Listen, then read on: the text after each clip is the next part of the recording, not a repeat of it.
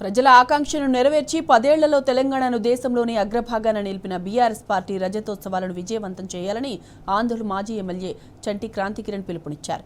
మండల నాయకులతో కలిసి రజతోత్సవానికి సంబంధించిన వాల్ పోస్టర్ను ఆయన ఆవిష్కరించారు.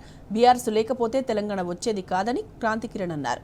ఉద్యమం కోసం ఒక రాజకీయ పార్టీ ఏర్పడడం దేశంలోనే తొలిసారి అని, ఆ పార్టీలో సభ్యులైనందుకు అందరం గర్వపడాలన్నారు.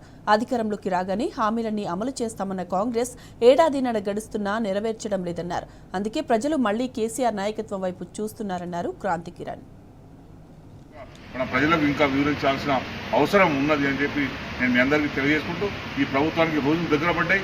ఎందుకంటే ఎక్కడ కూడా ప్రజా సంక్షేమం లేదు. మంత్రుల కమిషన్లు, మంత్రుల పైసల వసూళ్లు, ముఖ్యమంత్రుల పైసల వసూలు తప్పించి ఎక్కడ కూడా ప్రజా సంక్షేమం లేదు. ప్రభుత్వ ఆస్తులన్నింటినీ కూడా అమ్మేసుకుంటూ తెగ నమ్మేస్తున్నారు. ఒకదాని తర్వాత ఒకదాని తర్వాత ఒకటి మనం చూస్తున్న సంవత్సరాల కాలంగా ఒకదాని తర్వాత ఒకటి ప్రభుత్వ ఆస్తులన్నింటినీ అమ్మేసి కమిషన్ తీసుకోవడం తప్పించి ప్రజల సంక్షేమం గురించి ఎక్కడ పాటుపడుతున్న దాఖలా లేవు కనుక అందరం కూడా తెలంగాణ ప్రజలందరం కూడా మళ్ళీ ఏకం కావాల్సిన అవసరం ఉన్నది అని చెప్పి ఈ సందర్భంగా తెలియజేసుకుంటూ, తెలంగాణ ప్రజలు ఏకం కావడానికి ఈ టీఆర్ఎస్ రజతోత్సవాలు ఉపయోగపడతాయని కూడా నేను వాళ్ళందరికీ తెలియజేసుకుంటూ